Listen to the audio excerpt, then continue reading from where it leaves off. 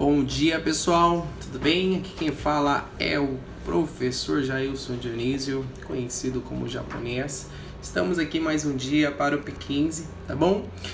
Ontem a gente teve um pequeno imprevisto, eu não consegui ministrar o P15, tá? Eu peço desculpa para vocês.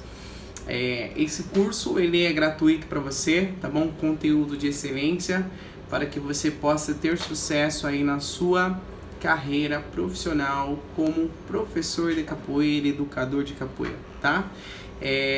Tem uma finalidade de atuação no mercado de trabalho, tá bom? Então, eu já havia explicado isso para vocês anteriormente.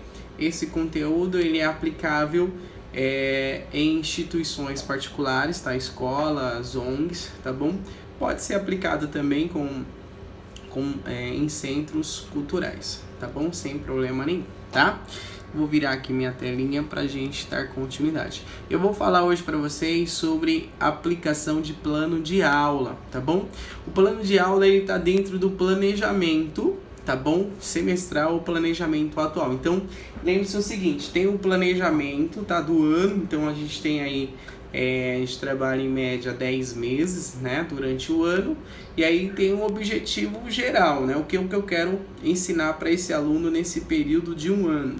E dentro desse período de um ano, aí vem um outro planejamento, né, que é o semestral, o que eu vou ensinar para ele nesse 6 meses. E aí vem o planejamento mensal, que é o que a gente conhece como plano de aula. Tem o planejamento mensal e o plano de aula. Então, o que eu quero ensinar ele no mês, e aí o micro, né, que seria o que eu quero ensinar para ele nesta aula, que tem que estar ligado com o mensal, o semestral e o anual, tá bom? Então, você tem que pensar grande, é de fora para dentro e não de dentro para fora, tá bom? Se você acredita que a sua aula ela vai ter um impacto no total, tá errado. Se você pensar assim, tá errado. Você tem que pensar do total para dentro. Então, o que eu quero construir para depois eu ajustar o que eu quero fazer lá dentro dessas aulas, tá bom? Então pense grande, execute pequeno, tá bom? Comece executando pequeno, tá? Vou virar aqui a minha câmera.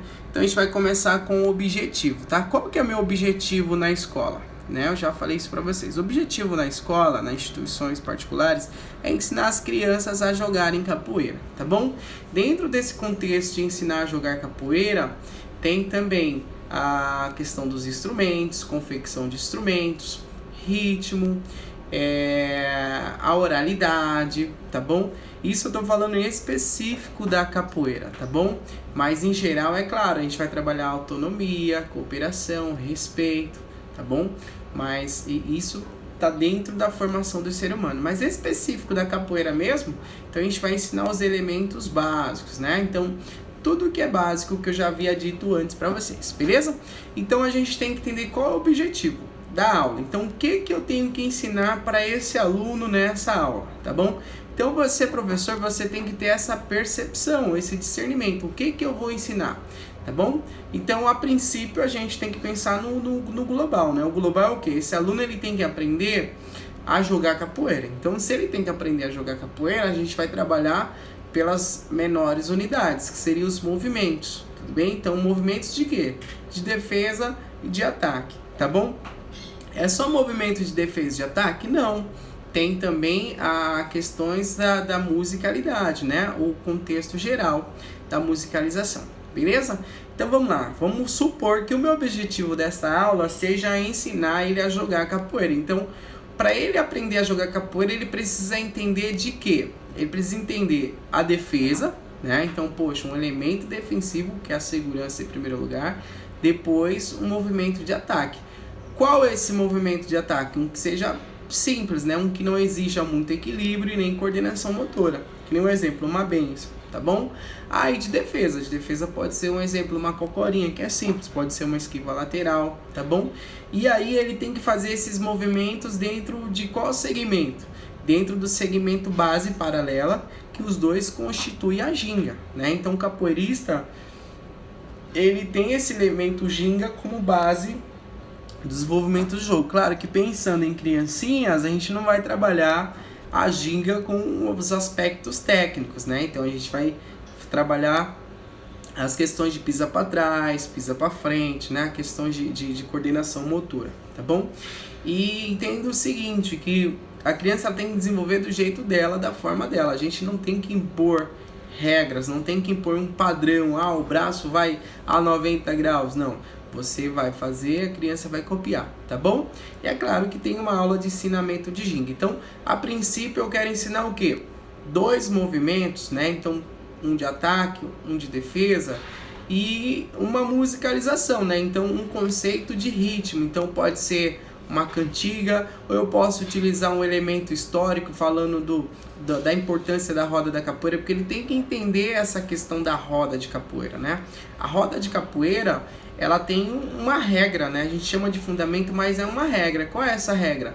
Tem que entrar 2 alunos por vez. Para entrar tem um processo de entrada, né? Então tem que cumprimentar, a questão do respeito, a prioridade. Tem a questão da liberação do instrumento. Então o instrumento, ele, como quem está tocando o instrumento, ele está tendo uma visão global, ele que dá o direcionamento de entrada e saída do jogo, tá bom? Então tudo isso tem que ser pensado.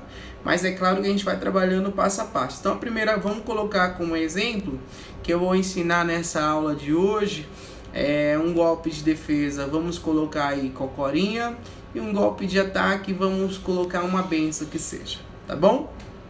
E é claro, uma musicalização, a gente não pode ficar trabalhando repetições, né? Porque repetição é chato, tá bom? Para criança, então ela tem que ser, esses movimentos, eles têm que ser aplicados de uma maneira lúdica, tá bom? Então o objetivo, uma suposição seria ensinar um golpe de benção e um golpe de a benção, que é ataque, a defesa, que seria a cocorinha, e sei lá, uma cantiga que seja para trabalhar questões rítmicas. E aí vem o método. Qual o método que eu vou utilizar? É o método global, é o método parcial, é o método fragmentado? A princípio a gente parte do global. Como é assim o global? A gente mostra o movimento para o aluno. Então eu posso mostrar eu executando como educador, ou eu posso, de repente, nessa aula, se eu tiver um aluno mais experiente, eu posso estar pegando esse aluno para demonstrar o movimento. Eu posso pegar uma imagem, né? Então uma figura, uma fotografia desse movimento. Eu posso mostrar um vídeo, né? Hoje a tecnologia está aí, eu posso mostrar um vídeo. Isso que eu estou falando para vocês chama-se método global, tá bom? O que é parcial, professor? Então eu divido em etapas. Como assim em etapas? Que nem um exemplo, a bênção, ao invés de eu ensiná-lo fazer a benção, então eu trabalho por etapas. Que nem um exemplo, eu posso fazer um trabalho inicial de elevação de joelho, então uma brincadeira onde ele eleva o joelho, e aí depois ele elevou o joelho, faço uma extensão de perna. Ele já fez uma extensão de perna, aí a gente vai fazer esse segmento na ginga, tá bom? Então o passo a passo, isso é fragmentado. Tá, beleza? Perdão, isso é parcial. O fragmentado, ele é mais detalhado ainda. Então eu vou trabalhar o micromovimento. Então eu vou fazer vários estímulos de cada movimento. Então vários exercícios de elevação de joelho, vários exercícios de extensão de perna, vários exercícios de base. Mas lembra-se que o parcial e o fragmentado, ele exige repetição, então é chato. Então é legal você partir para o global. Então você faz a demonstração e o aluno copia através de brincadeira. Poxa, como que eu faço a brincadeira de elevar joelho? Pode ser uma corrida de elevando o joelho, pode ser ele chutando uma bexiga, atravessando um obstáculo, tá? de um local para o outro. Então tem diversas formas, tá bom? Então você tem que entender o que é método. Método é caminho, né? Tem o caminho mais longo, que seria esse, de terra, né? Que teria mais dificuldade. E tem o mais curto, que seria esse, por ser asfalto. Mas é claro que isso é só uma analogia, tá bom? Para vocês terem um entendimento do que é método. Método significa caminho. E aí depois vem a estratégia. Qual a estratégia que vocês vão utilizar? Então, estratégia é só a caixa de ferramenta, né? Quais as ferramentas você vai utilizar para ensinar essas crianças? Que nem eu falei para vocês sobre o método anteriormente, nós temos método global, parcial e fragmentado, e aqui nós temos a estratégia. A estratégia seria a ferramenta em si. Então, como assim uma ferramenta, professor? Você vai usar uma brincadeira de pega-pega? Você vai usar um circuito? Você vai usar uma atividade rítmica? Você vai utilizar exercícios coordenativos? Então tudo isso é uma estratégia para se chegar a um objetivo. Que nem um exemplo, aqui a gente vê várias chaves, né? Vamos supor um alicate. Esse alicate aqui, ele é para quê? Para corte. Se eu usar esse alicate para apertar, vai dar certo? Não, ele vai arrebentar. Então você tem que pegar a melhor atividade para o seu público. Então, para essa faixa etária que nós estamos trabalhando, as atividades lúdicas seriam essas brincadeiras, vai ter mais aceitação, tá bom? E se você for trabalhar com repetição, você vai ver que é desmotivador, alunos correndo para lá e para cá, sem interesse nenhum, porque é chato a repetição.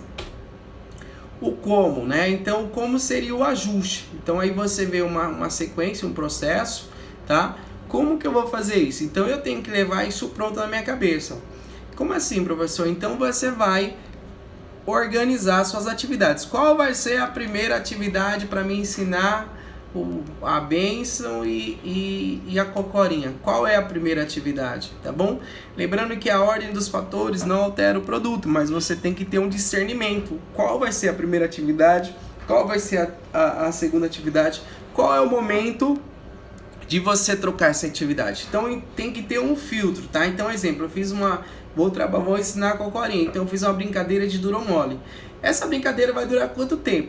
Porque à medida que as crianças vão fazendo, vai ficando repetitivo e cansativo, tá bom? Então, assim, tem a questão do desgaste, tem a questão da atenção. Saiba você que uma criança, ela tem uma atenção focada em você, uma duração até 30 minutos. Depois disso, ela se cansa, ela quer fazer outra coisa. Então, você tem que saber mensurar isso, tá bom? Você tem a sua aula com uma duração média de 50 minutos, você tem que saber mensurar esse tempo de atividade. Então, 30 minutos é o tempo que a criança tem de atenção para você, tá bom? E se você não souber trabalhar esse tempo, você vai se perder na aula, beleza? Olha só, nós temos uma pergunta, é isso? Deixa eu ver aqui. Legal.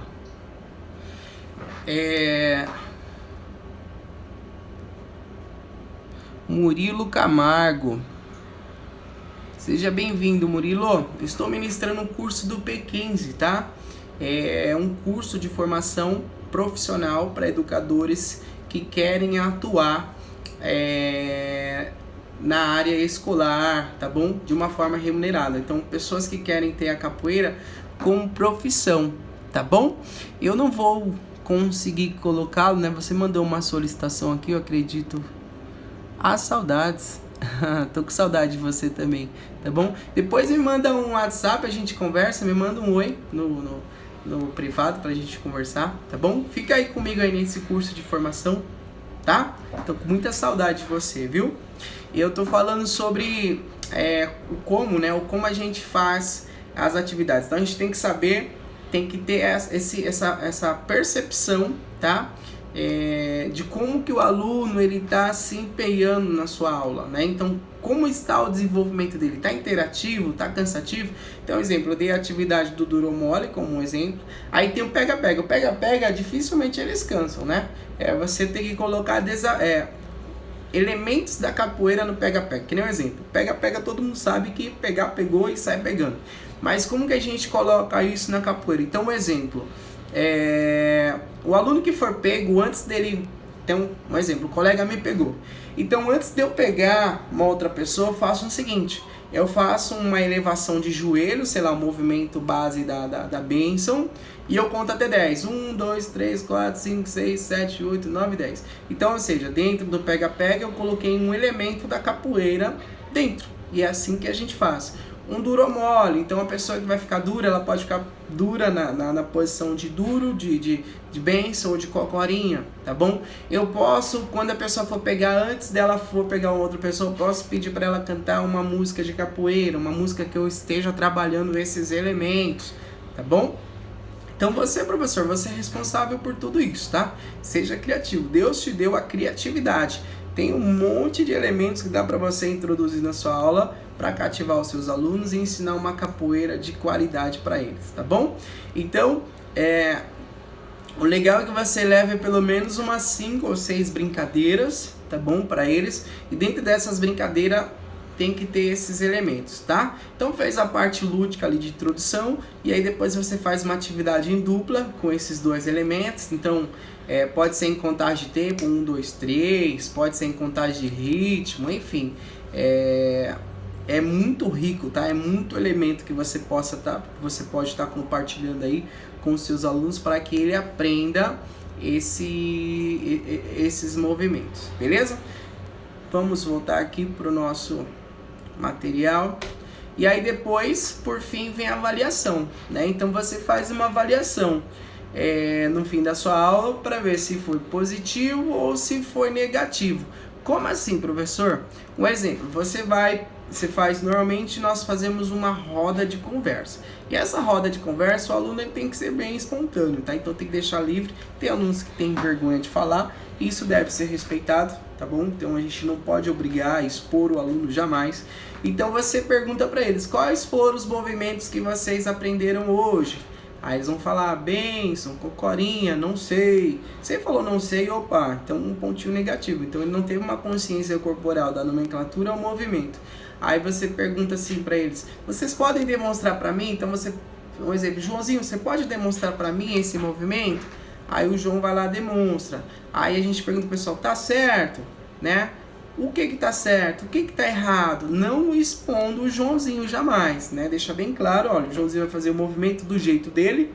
E se o Joãozinho não aprendeu, a gente vai aprender todo mundo junto. Então sempre a roda de conversa é o melhor feedback. E é legal que você, professor, você faça as suas anotações, tá bom? Então você vê quais as anotações você deve fazer. Então a aula fluiu, né? Então os alunos se divertiram, porque o mais importante é isso, eles se divertiram, foi animado, foi prazeroso para eles, legal, foi.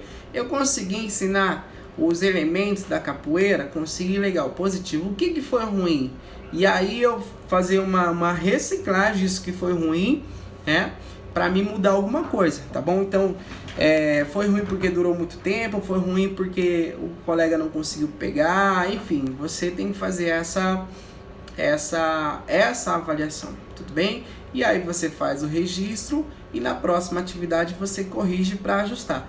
Lembre-se o seguinte, ó, não existe aula perfeita, tá bom? Então tem dia que você vai dar uma super aula, fazendo, nossa, que aula sensacional. Tem dia que vai sair muito mais ou menos. Por que vai sair mais ou menos? Porque os seus alunos, eles são os receptores, tá bom? Às vezes eles não estão ali conectados com você por questões particulares, isso deve ser respeitadíssimo. Então, às vezes o aluno não quer fazer aula porque está com problema em casa, problema com os pais, e se você for forçar, você vai só piorar a situação. Então, é uma troca, né? Então, às vezes também você não está bem, né? Então, você esteja passando por alguma dificuldade, mas lembre-se, você é profissional, você não pode deixar os seus problemas interferir na sua aula. Então, quando você está na sua aula, os problemas têm que ficar de lado, seja você o responsável da sua aula, tá bom? Essa é a nossa P15 de hoje, espero que vocês tenham gostado, que Deus abençoe todos vocês. Quinta-feira estaremos aí de volta, ministrando outro curso de excelência para vocês, voltado ao desenvolvimento profissional dos capoeiristas. Você capoeirista que não teve tempo de ir para uma faculdade ou condição financeira, eu fiquei lá mais de 10 anos, investi mais de 40 mil reais em curso de formação e estou ensinando para você gratuitamente para que você seja um profissional de excelência. Entrar no mercado de trabalho é fácil, mas se manter, amigo, só depende de você, porque ninguém vai fazer a sua parte, tá bom? Beijos no coração, fique com Deus, um abraço.